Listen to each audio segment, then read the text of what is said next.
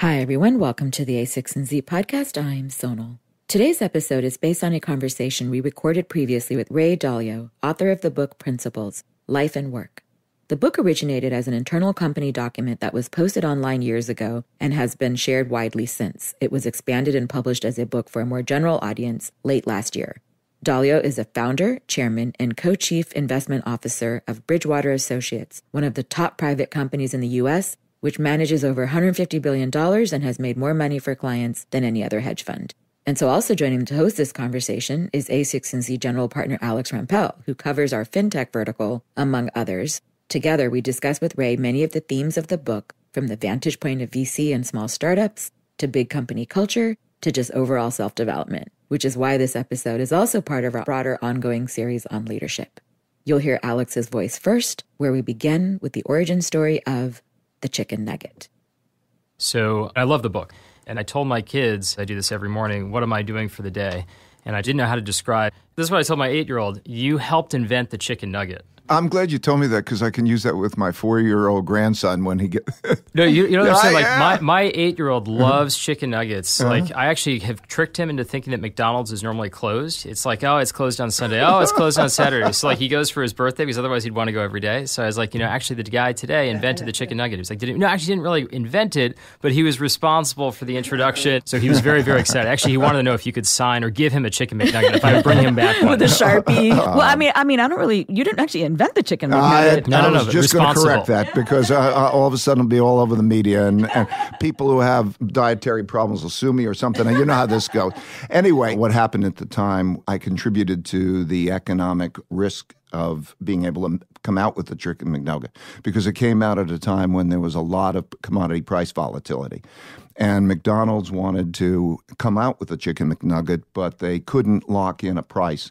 They couldn't guarantee that because the producers of the chicken wouldn't be able to contract forward those prices because their costs were going up. But I figured out that, by the way, this is in the old days of trading commodities and so on. The mechanics of it were that there's a little chicken, it doesn't cost much money. And what really costs the money is the feed, which is mostly corn and soybean meal. And so there is a futures market in that. So I went to the chicken making client that I had at the time and McDonald's, and I told the chicken making client that they could put on these particular hedges so that they could sell a forward contract of that chicken at a fixed price to McDonald's so McDonald's could come out and have a fixed price and wouldn't have that price risk. So that's what happened. And what I like about that is I love the mechanics of the cause-effect relationships that you could then, when one thing relates to another. And so that was my chicken McNugget story. That's great because it's a great example of how when you break it down into analyzing it, the result is more than the sum of its parts. We're all eating chicken nuggets. Well, I don't. I'm vegetarian, but your son eats them. You can actually break down exactly this cause-effect relationship that you're talking about and why that matters so much for decision-making. Ray, I know you've been actually on a lot of different podcasts, and so I don't want to spend too much time on this, but just in a nutshell, if you could summarize what Principles is, how would you sort of distill it? Like, what is the point of Principles? I think everything happens over and over again. And principles are a way of looking at things so that everything is viewed as like another one of those. And when one of those comes along, how do I deal with that successfully? So, for example, there may be principles for skiing well, put your weight on the downhill ski or something. There'd be principles for parenting or whatever it is. So it's a way of looking at things so that you see this thing coming over and over again, and how do I successfully deal with my realities so I get what I want? Those are principles. Then I think everybody should have their own principles that they believe in. Shouldn't be anybody's, my principles, or just happen to be my principles. But from my experience, and I recommend to everybody, whenever I would encounter something, I would write down the criteria I would use to make a decision. So when the same thing happened again, I could kind of refer to that. And then it changed how I saw the world because everything just seemed like dealing with a particular species of things. In other words, that rather than all this noise coming at me, it's a whole bunch of different things, I could say, well, if this is a duck, and how do I deal with ducks? Or this is a species I haven't seen before, and how do I deal with that? It's like having a framework that you can look against and see this is different or similar to what I've seen before. Yes. And then by writing it down, I was able to communicate with others, so it got us in sync. And then I was able to convert a lot of these to algorithms so that I was able to build a decision-making system. So those are what principles are. And I don't care where people get them. This is my recipe book that I've accumulated over a period of time. And then I'm just encouraging other people to pick their own. So one of the things that I really admired reading the book was just how much you've been a student of history. So for every cycle, for everything that you've looked at in your career, you were able to understand when it had happened before. And in many cases, when you thought it was new, it actually had happened before, because sometimes if you're standing on the upslope, you don't even see it. But, I think one of the things that was really interesting reading about your journey, knowing everything now that you know now, and starting Bridgewater 40 years ago, what order would you have done things and rolled things out? Because for many companies that are in the early stages, when they don't have product market fit, they don't have revenue, they don't even know what they're doing, going from 0 to 1, from nothing to something, that's often a different skill set than going from 1 to N. And if you think about the team aspect of this, when you're a team of 2 people, you're probably radically transparent with each other. It seems like a lot of information just flows osmotically. So part of my question is, how does it change from effectively the 0 to 1 phase if you have 2 people, 3 people, as opposed to you have hundreds of people where decision-making is actually hampered by lack of understanding different people's strengths and weaknesses? How do you determine if you should listen to this person or that person? How do you understand what people's principles are? It becomes more important at that stage, as opposed to early on. If you really try just focusing on scaffolding before product, you're going to run out of money. So I think you're asking 2 questions. One, when did I discover it? And then secondly, when would I do it? Right. Okay. I discovered it by making mistakes, and, particularly like in 1982, that crash and whatever, that got me thinking differently. So, I was just figuring out how to do that at each of the stages, right? So it sounds like everything, like you would have rolled that out at day 0, because these all developed over time. It wasn't like day 0. So I was in even a worse position in that I didn't raise any capital. So I had a 2-bedroom apartment. I had a second bedroom, right, and it was me and my second bedroom, really. And I didn't raise capital. But, of course, the nature of my business, I could get paid a fee, but that's like earning some revenue or whatever. It depends on whether you needed capital expenditures. I needed it for a quote machine and things like that. Right. But anyway, back to the basics. Knowing what I don't know and how to deal with it is something that's always great, even if there's not even a company. Right. Like one of the things that I've observed over and over again is that everybody gets surprised about the thing that hasn't happened before their lifetime. Exactly. Before we ever devalued the currency, boom, I had this one and that one. But everything has happened in history, almost everything. The way I look at it is almost like an upward pointing corkscrew. These things go around and around, but it's sort of pointing upward so that there is new. How it is new repeat itself, and you can start to look at that, right? So I think one has to be informed and take that perspective of it happening over and over again. I mean, I'll bet you dollars to donuts that almost anything that you're going to observe, by and large, has happened before in the past. If you're informed of that, not only does that allow you to think about those cases that are analogous, but it also brings you to the fundamental understanding of why things might be different. So you will still understand how reality works to produce the cause-effect relationships to get you to that point, and that fundamental understanding is still valuable, right? Right. It's amazing in our business where there are all these people that are starting companies that don't remember 1999 because they weren't born in 1999, and they don't understand what the concept of technology inflated bubbles look like. And it's just, that can't exist because it's never existed before. But exactly as you said, it's not before in their lifetime. And some of these cycles, like the longer term cycles that you talk about, like most people haven't been around since the 1930s. So for them to observe something and actually think that this actually happened before in history, it's just not something that they're capable of. I think of McKay's book, Extraordinary Popular Delusions and the Madness of the Crowds, and it's about that phenomenon, and that was written in 1640-something or other, looking backwards and so on, so that dynamic exists. Or today, let's say populism. Okay, so think of populism. That's a phenomenon. So just say, okay, what is the phenomenon of populism? How does this thing grow and develop? So once you start to think that way, then it brings you into it. And then I like to look at them laid on top of each other. So in other words, let's take all of those cases and put them together. And if they have data associated with them, let's say a bubble, then you just plot the data on top of each other so you could see each one unfold. And then you can then say what is an archetypical one, and then what is the deviations between that one archetypical and the others, and can you explain that?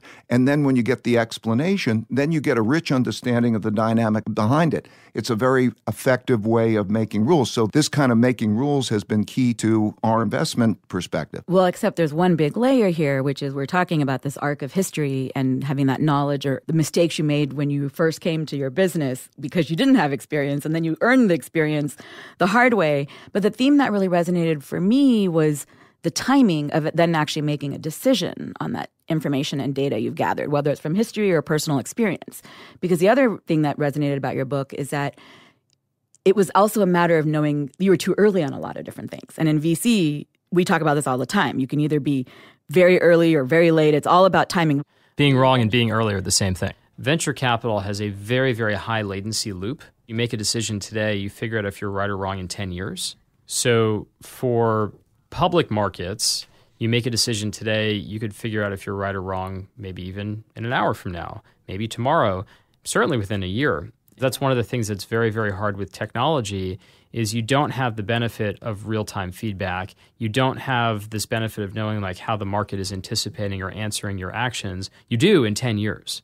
I would argue that the set of principles that people use around investing has to be much more internal focused than external focused because you don't, on a short-term time horizon, have the external outputs in terms of the stimuli. So how do you guys think about acting on this information to make a decision to know when is the right time? Like what's sort of the framework for that aspect of it? What does it really mean? Because I think of it in mechanical terms. In other words, what I think about in terms of returns, I'm now going to get into an investment perspective. Everything is a return stream, meaning from the moment you buy it, it has a return in the form of either what its worth is or the cash that it throws off. Think of that like the dividends, and that is the return stream. And now you're thinking about how should you optimize for that return stream. And I believe then that the best way to do that is to think about that return and also what do you define as risk. And to what extent, for example, is risk the standard deviation of that return stream? Or to what extent is it risk of ruin and so on? And so as you approach that question of being early, you start to think of it as an engineering exercise. It is a betting strategy. So when you take that and you have a highly volatile or unknown, timing could be a very, very, very big thing. We're in agreement that it's a very, very big thing. And then you have to then think about, okay, so now it's not just good enough to find a good investment. It has to be well-timed. So now, how am I going to determine that particular timing? What are my indicators? Then brainstorm of what your indicators are. And you think about that question. And through that exercise, you will come up with something that is your particular thing. You write it down, you specify it, and then you backtest it. In other words, get a large sample size of those particular cases. And then you say, if I executed that strategy in that way, how would it have been? When you tested it, you might think, oh, that was good, but it wasn't good in these ways in that time. And then you say, okay, what happened in those times that it wasn't good and whatever, and what do I do to modify my strategy? And then I execute it carrying forward. You've got the framework, the decision-making framework to decide on timing. Well, I think part of the reason why I asked about, what can you learn from history, because it's almost equally interesting, what can you not learn? Like, so on that corkscrew that you think about, like, is there going to be a new archetype, or is kind of everything that's going to happen, has it already happened in another archetypical form? To be very clear, you don't know that unless you know the other, right? That's true. Because that's what the framework is. And what you'll discover is it really depends on exactly what it is. It'll be by and large true, but not 100% true. You make a very good point about how history repeats itself again and again. And there are these natural cycles that tend to just repeat with almost oddly predictable regularity. Yet at the same time, there are things that have no historical precedent. You see something and you can say, yes, there is a precedent for this in the 1930s, or there's a precedent for this in the 1880s. But every now and then there is fundamentally a new paradigm that develops, and this is obviously easier to do retrospectively than prospectively. But how do you determine, or how do you try to determine if something is truly without precedent? Because there is an overly pattern matching or pattern recognition trap that you can fall into, where you could say, this is exactly like what happened then, but it turns out that there actually are differences. Alex, do you have any models where you think that pattern recognition breaks down? Like where there is an archetype that you're sort of, the past does not necessarily indicate the future? Well, I think it's hard to know only in retrospect. But do you agree that if you don't have deep understanding of the algorithm and the logic behind it, and the future is different from the past, that's extremely risky? It's a disaster, yes. Okay. That's an important thing to know. Well, I mean, especially if you look at the quant trading world. So I know a lot of people in the space, and the pure black box. So there's a company, they take all of these data sets and then they encrypt the data, but you can still perform operations on the encrypted data, because this allows them to buy Thomson Reuters data and then give it out to the entire world of crazy machine learning programmers. And then the machine learning programmer will design something, it will get back tested, they'll do some kind of out-of-sample test, but there's no cause and effect analysis. The computer just does what it does. It's the ultimate black box of black boxes. And so you don't know the why behind what it's doing.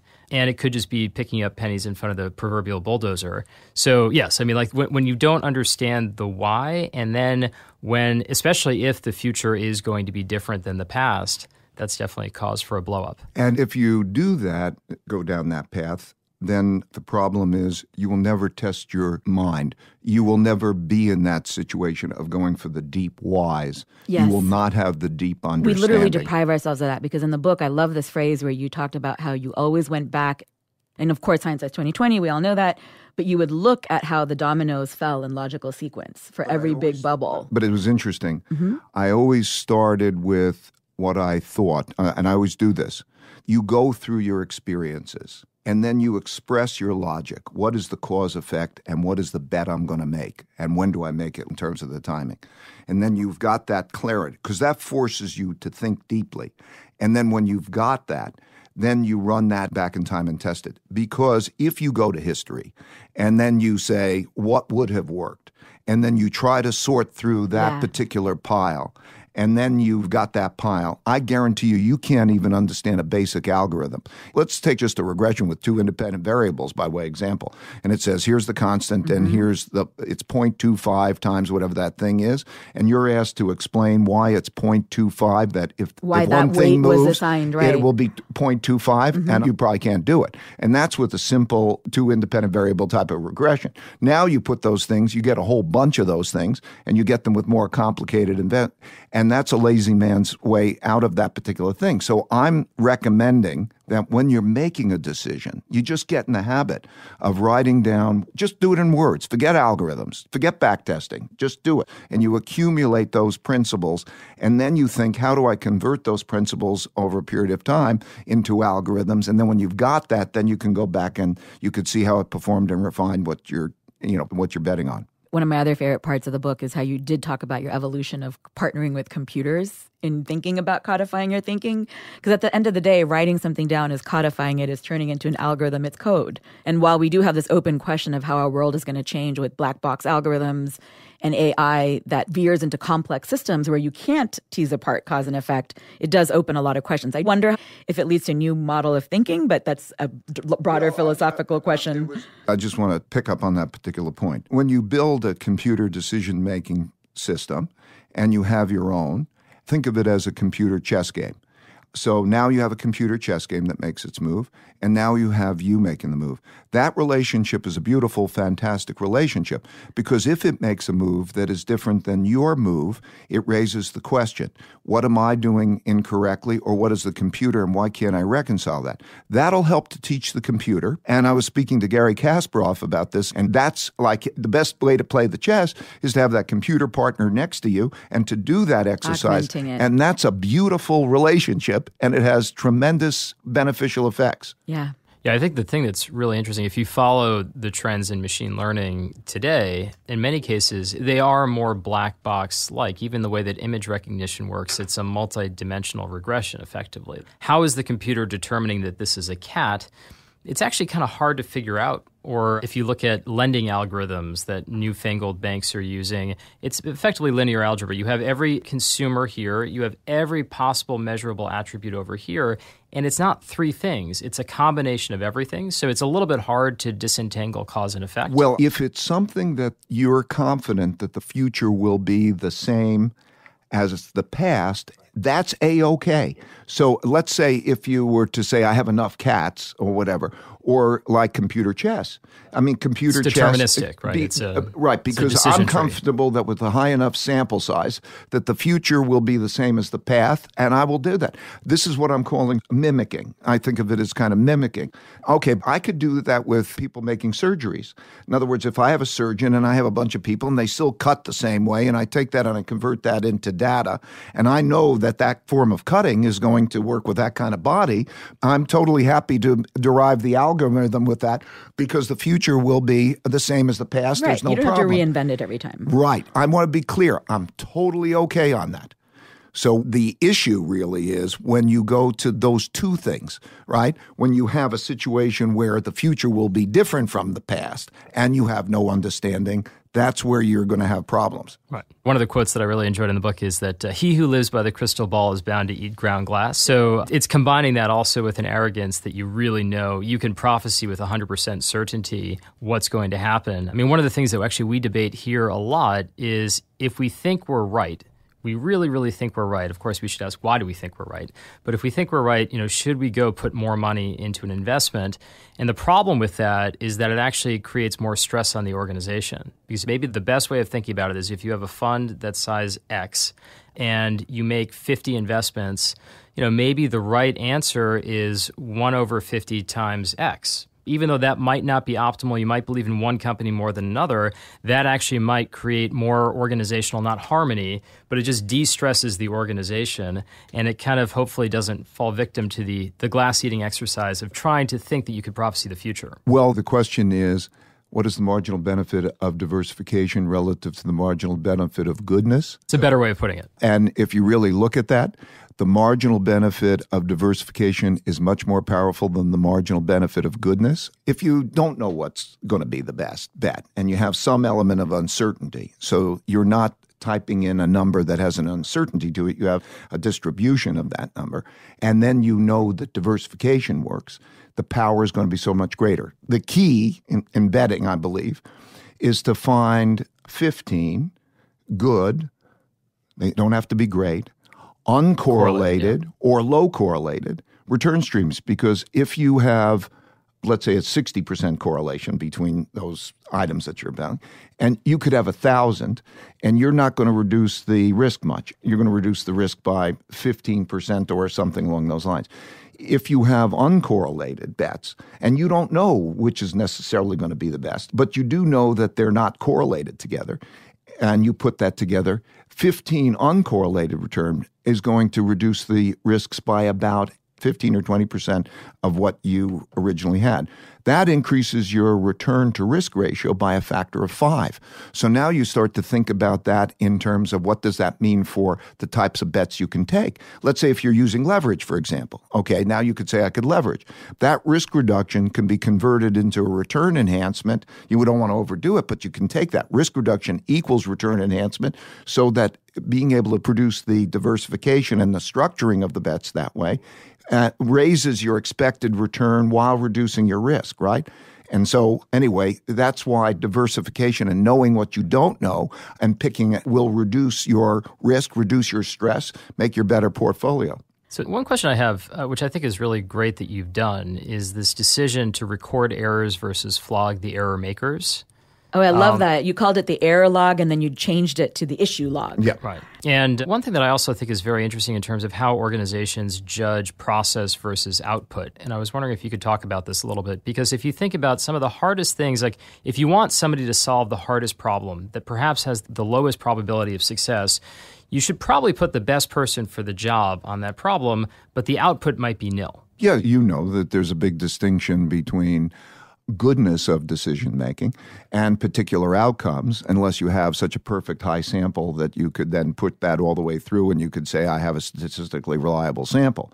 And also making mistakes is part of the process of learning. So connecting them to mistake and flogging them just doesn't make any sense, right? So first, embrace the fact that that's a different thing. Identify what people are good and bad at. In the book, I talk a lot about our culture of how you go about that. So first, just embracing it as the reality. And then also seeing, is somebody doing something right? If you're looking at a baseball player or a golfer and you see how their swing is, you should be able to say that's a good swing. So if you just look at the shot, that's a different thing. So you have to know how to look at the swing rather than the shot, right? I heard Bezos actually tell a story about this. Exactly, yeah. This is what I was thinking of. We had Jeff Bezos here, and he was talking about how the person that actually built the Fire Phone, that was really hard to build a phone from scratch, to get it into markets in 9 months, and to do all the things that they did. He actually really rewarded that person. Whereas if you think about the most successful thing that Amazon's done in the last 5 years, it's the Amazon.com app on your iPhone, but that was riding a massive secular tailwind. So to say that team deserves all the praise because they had a really easy job, and meanwhile the Fire Phone guy should get fired. I mean, if you think about what happened at Apple built Apple Maps in 6 months. The person behind it got fired because it didn't work very well, but that was an almost impossible job. So if you think about the cultural norms that reinforces, you don't want people shying away from the hardest work because they're afraid of the repercussions. You want to be judged on the swing, to take your metaphor, versus the outcome of the shot if you're going into a massive headwind. The hard part is, how do you measure the swing? How you do that is to know what the person is like. Can you talk about what the person is like? Can you measure what the person is like? Does the person want to know what they're like? Do they want to know their weaknesses as well as their strengths? Can you have a community that does that? That is, in my opinion, the most important thing in terms of running an organization. This goes to your idea of baseball card-like profiles of people, where you kind of have their stats on who they are, but at a personality level, not just either output or batting average or whatever it is. Yeah, let's recognize that people are strong and weak in different ways, right? Mm-hmm. So let's get down to a nitty-gritty level, and then how do you put together teams of people so that you embrace your weaknesses and then you figure out what to do about it? It could either be that you develop a strength to deal with it, or it's probably even better to work hire someone in. Yeah, work with somebody who has a complementary strength where you have a weakness, mm-hmm. and then you can have an appreciation and you could achieve success, right? But the not talking about it and not dealing with what you're like is a fundamental problem. I'm so glad you said that, because we have a lot of founders that listen to our podcast, and one of the things that we hear a lot from them is, as you build a company from scratch and you've never managed before, or hired a CFO or hired a chief revenue officer, it's not only this radical transparency that you're talking about of knowing people's strengths and weaknesses and sort of having these profiles in your heads, but sometimes it's about knowing what you don't know, because you don't know what sales is when you've never done it before. Exactly. That's been the story of my life. And that's why I wrote down these things, because knowing what you don't know, it's so much more valuable than anything you know, because there's so much more good thinking out there than any human being can have in their head. Well, let's shift gears then, because given that the biggest barriers to having these kinds of understandings and ability to have these principles are ego and blind spot. And that's what you quote as the two things. And we've been talking a lot about algorithms and codifying things, and I think it's fascinating that you're an investor, but what we're talking about, it's all about decision making under uncertainty, and that's the thing that connects us to life, to finance, to whatever it is. On that note, you can't necessarily codify emotions into an algorithm. And so one of the things that I think we should go deep on is sort of the differences in frameworks in your book between two types of minds that we have inside all of us. The two U's, as I call it. The two U's, exactly. In each person, there's a conscious, thoughtful you that is the prefrontal cortex, the rational you. And then there's a subliminal emotional you that actually you don't understand very much because it's also subliminal. Oh, yeah. And by the way, as a student of therapy, I've been in analysis for a few years now, 4 days a week. Let me tell you that those patterns go way back to when you were born. And before, totally. Okay, you don't even know the things you don't know. You could show a child a picture of a snake and a picture of a baby. Show them a picture of a snake and a picture of a flower. They are programmed to know that this is okay and this is not. Because we come programmed. Right, it's inherent tendencies. Right. Yeah. Which things that go back longer than mankind. Oh, I mean, there's all kinds of philosophies around that too. Exactly. But we do know our programming, the brain has evolved. And so knowing that there are the two yous and that we encounter those two yous all the time then brings a crystallization to that. So that's why intellectually, when we go through this, that's where the barrier lies. There's the ego barrier and there's the blind spot barrier. The ego barrier means it's sort of like it's got to come from me, or even disagreement. The reaction to disagreement is an instinctual reaction of intending to assume it's an attack, and it triggers the amygdala. So there's a mechanics there that produces those kinds of reactions. It is only an exercise, because if you can get to that open-mindedness where you can take in and you can find out where you might be wrong, then you're going to be in a much better position. I think that one of the greatest tragedies of mankind is that people hold on to wrong opinions that lead to bad decision-making without being able to put them out there and properly stress test them, which is so easy to do to raise their probabilities of taking it and to get information inside. So that's the ego barrier. And then there's the blind spot barrier, which is a little bit different.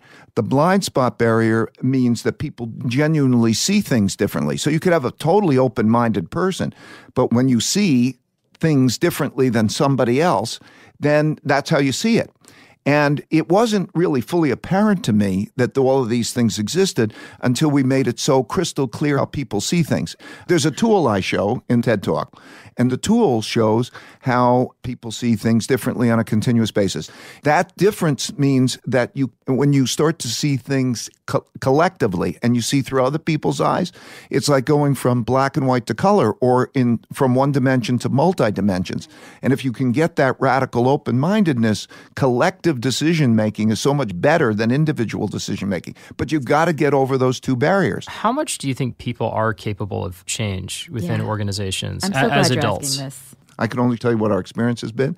About a third of the people can't get through it, something like that. Over 18 months, you can pretty well find out where you are. So the answer to the question, just generally speaking, if you're talking about that ego barrier, open blind spot, I think most people can make it, but it requires that practice. It's just a matter of habit. Our backgrounds are so bad in that all of the ways that we're raised in school, like don't make the mistake, and the kid who's got the right answers is the one who is getting rewarded. It's like going against programming. So I was a manager of no more than 150 people, so very small by your standards, but the thing that I often ask myself, you can give people very good feedback, or sometimes you can give people not very good feedback, but in what cases if somebody knows their strengths and knowing their weaknesses, like, can they change by one standard deviation? Like, what's the limit that you've seen? I've examined that at length, both in terms of our populations, and then I've really enjoyed working with psychologists to try to figure out the pros and doing that. And generally speaking,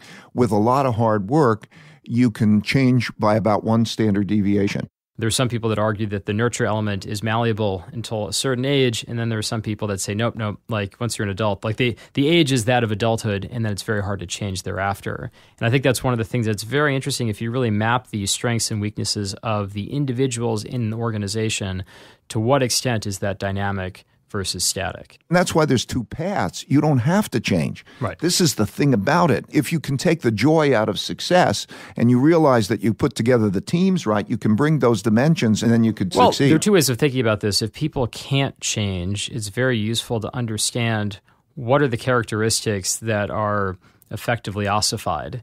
If people can change, then it might actually be a bad idea to think of certain characteristics as being overly ossified, because in fact they are fundamentally malleable. That's what I found fascinating, which is, a lot of organizations try really hard to train people to be things that they don't want to do, or to do things that they're not good at, as opposed to actually having radical transparency around, like, here are the things that I like, here are the things that I'm good at, and then pair them accordingly. I think that's exactly right. And actually, it was a conversation with Ben that actually prompted this insight in me. It was about some other things that I was thinking about in terms of trying to change people's biases and how they think and whether that's even possible.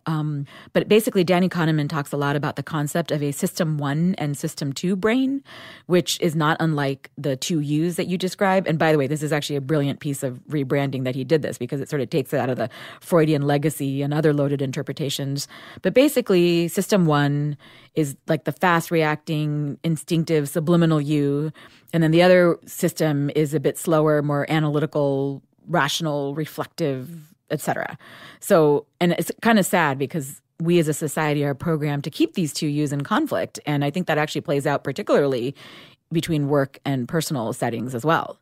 But anyway, I want to switch gears now, and let's talk about this concept of an idea meritocracy, which, Ray, you talk a lot about. And I have to tell you, I kind of hate the idea of that. Really? Yeah, let me tell you, because I don't like this false notion of democratizing all ideas is equal. I don't believe that for a minute. No, but that's not what I'm saying. Okay, so clarify what it is. So I'm talking about believability-weighted decision-making. So let's talk about what believability-weighted means. In most, when I say a meritocracy, it's dependent on knowing the merit of the person. It's not all opinions are equally valuable. You have to know the merit of that person. That's why I say you have to know what they're like.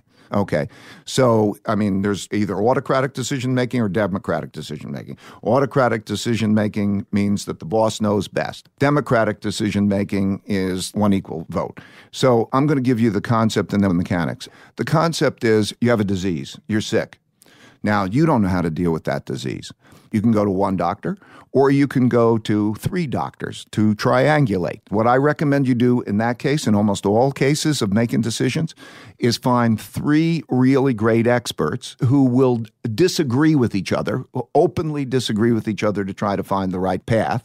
If you then will isolate what the disagreements are and you bubble those things up to the top, then you can focus in on that. And when you go through that exercise, you will probably make a believability-weighted decision. So that's what I mean kind of by believability-weighted decision.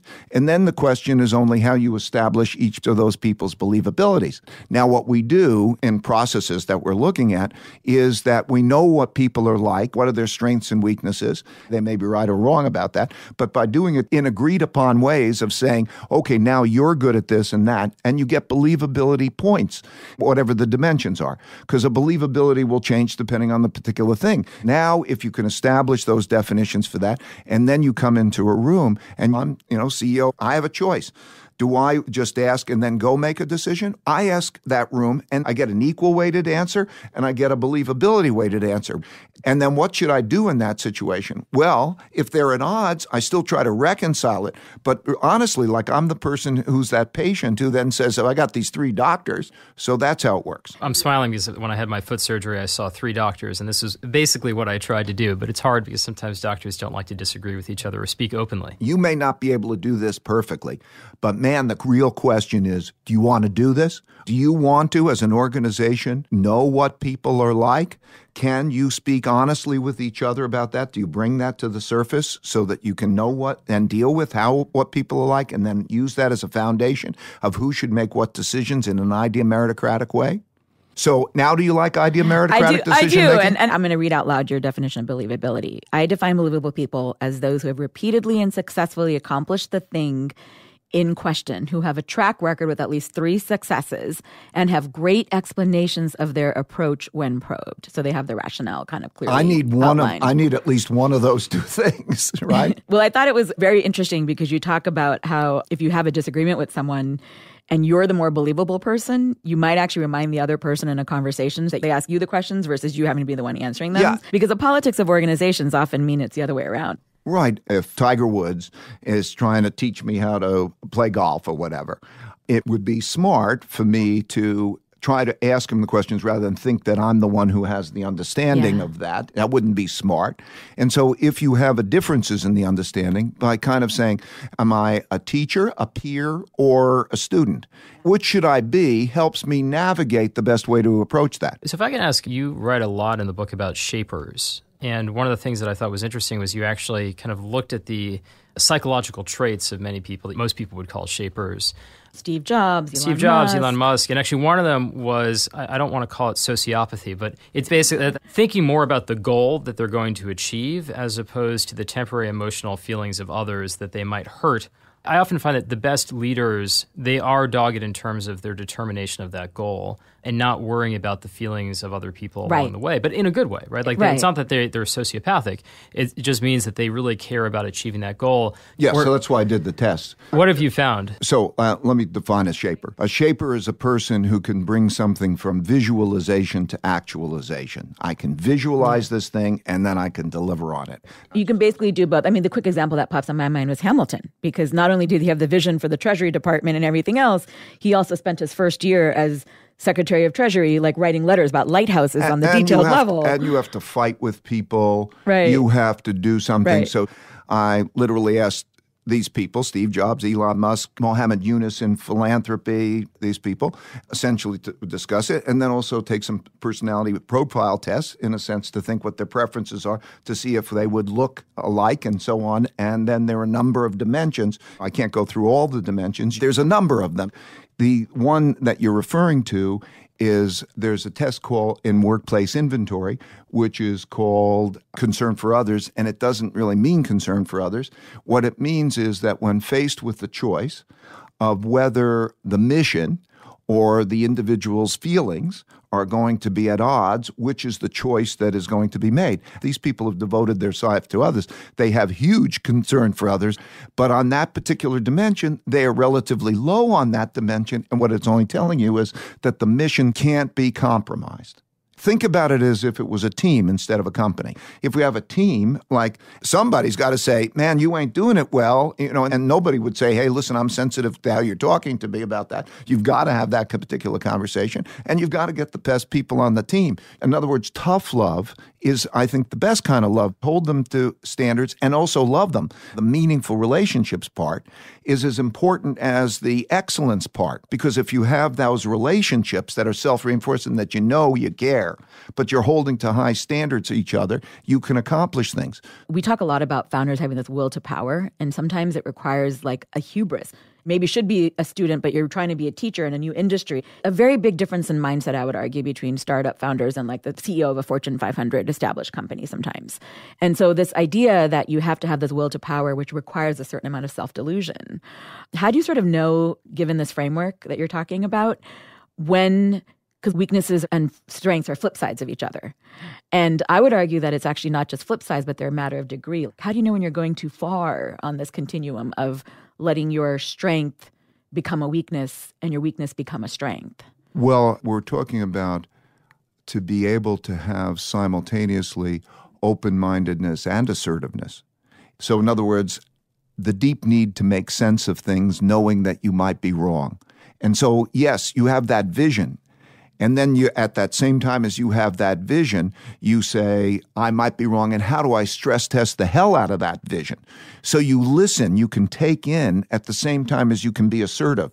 If you don't lose one to the other, that's how you're going to get the balance, right? So you talk about surrounding yourself with independent thinkers that are sort of like-mindedly independent, even though they might not agree with you.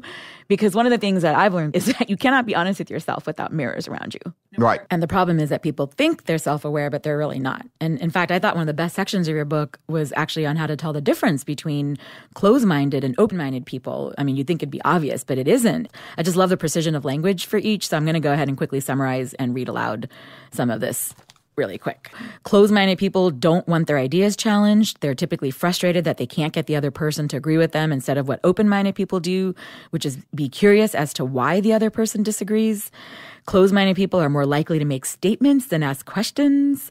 And open-minded people also, meanwhile, will assess their relative believability to determine whether their primary role should be as a student, a teacher, or a peer. I thought that was a really nuanced, interesting point, because you actually have to be aware of what you are in different settings, because you can be all three of them depending on what you're doing. Closed-minded people focus much more on being understood than on understanding others. And open-minded people obviously feel compelled to see things through others' eyes. Closed-minded people say things like, I could be wrong, but here's my opinion. And I love this because you said it's a perfunctory gesture, because if your statement starts with, I could be wrong, you should probably follow it with a question and not an assertion. And then finally, you observe that closed-minded people have trouble holding two thoughts simultaneously in their minds. So that's kind of a big summary. But I guess, Ray, what's your big summary advice takeaway there? Most people who think that they're open-minded have formed an opinion that prejudices them and that they have to get knocked off on. They're not reaching out with the worry that they might be wrong. So the notion that I have an opinion and I might be wrong with that worry, prompting them to pull in those others and take it in and consider them, is what I'm talking about, the real open-mindedness. Right, but where's there room for expertise? Because I love how you also observe that it doesn't pay to be open-minded with everyone, that you should spend time exploring ideas with the most believable people you have access to. But at some point, doesn't being believable veer into being an expert? And so very competent people are probably more often closed-minded because they've been doing things that have worked very well for them for a very long time. But that doesn't make any sense. You can have your track record, but that doesn't mean that you can't go to the most believable people that you can think of who disagree with you and take it in. Okay. Okay. What is the harm of taking it in and considering it? Then you still have the right to do it. Just because you have a good track record does not mean that taking it in from the smartest people you can find who disagree with you to understand their perspective is a bad thing. You're not losing anything. So are there any differences here between big companies and startups? I mean, I feel like that's sort of the de facto thread of the questions that Alex and I are asking. So I want to check on that with this too. I think all companies have got to decide how people are going to deal with each other, right? Yeah. And you have to do it, and you have to be really clear about it. And so if you're a big company that's entrenched, it's more difficult to make a change. And then there's the cost of that change, where if you're a newer company, then it's easier to make those things. The classic innovator's dilemma type of thing is actually playing out against that fabric. Right. But even in that big company, you better make clear as to who is involved and make that decision. You might even change the circle of the people. In other words, okay, it may be the top 20 people. Are they radically truthful and radically transparent and operating an idea meritocratic way? Right. They can do that. They can get together and say, how are we going to be with each other? Great point. Okay. So we've talked a lot about how a lot of these frameworks for decisions apply to principles for life, business, relationships, family, spouse, all different kinds. Let's talk about, at a very macro level, how do you think this plays out when you think about competition and innovation around the world? Like, one of my favorite moments is in the book, you talk about your early days and how there is a sort of aspirational and inspirational period in the U.S. in the 70s, or I think it was the late 60s, in the post-Kennedy era. And I'm curious for where you think we are now and how it's going to play out, especially given your love of places like China. Well, I think we're in a relatively bad spot, which is brought about by the loss of opportunity, the conflicts that we're having. We have an enormous opportunity gap as well as an income gap, right? And so we have two economies. There's the top 40% and the bottom 60%. And if you just carve out and you say, what is the economy and life like of the bottom 60%? There hasn't been income growth, prospects of having a better life than your parents. There's a loss of hope. And so there's this wealth and opportunity gap. The question is also how we deal with conflict and how we resolve conflict at this time. So in other words, to make clear, what are our principles that bind us together and what are those that separate us? So do we know, are we bound together by those principles? And can we operate in this idea meritocratic way? So I'm saying, an idea meritocratic way is, first, put your honest thoughts on the table. Second, have ways of having thoughtful disagreement so that you can get to the best answer, not just impose one thing on top of each other. And then third, how do you have ways of getting past the disagreements that you believe are fair, ways to get past those disagreements that you buy into so that you can work on these things together? If you don't have those principles and those ways of getting through that, we will be at each other's throats. That's a great note to wrap up on, because it just shows how all these mindsets, or rather principles, aren't just pithy pieces of advice, but they're a framework that can be applied. And we can all apply these. And actually, I don't think I've ever even written down my principles except for career stuff, like about, editorial and content strategy. I've never actually written down my personal principles. I have to actually do that exercise. Alex, do you have any? I tried doing this exercise when I read the book. I think one in general is to never judge on the present and to always judge on the potential. And my favorite, I wrote a blog post for this actually when I first joined here. And I think this is one of the reasons, one of the things that really separates different types of people. There's a video of Tiger Woods when he's 2.5 years old, and he goes, I think it's on the Ed Sullivan Show. You can see this on YouTube. And he hits a perfectly straight drive, which if you play golf, is pretty hard to do. And he does this when he's 2.5 years old, but he hits it maybe like 15 feet, 30 feet, something like that. And there are two ways of looking at that video. One, if you look at it and if you judge it by the present, you'll say, okay, well, I'm 36. I can hit a 250-yard drive. I'm better than that 2.5-year-old kid. And that is completely accurate. That is an accurate set of comparison between the world as it stands today.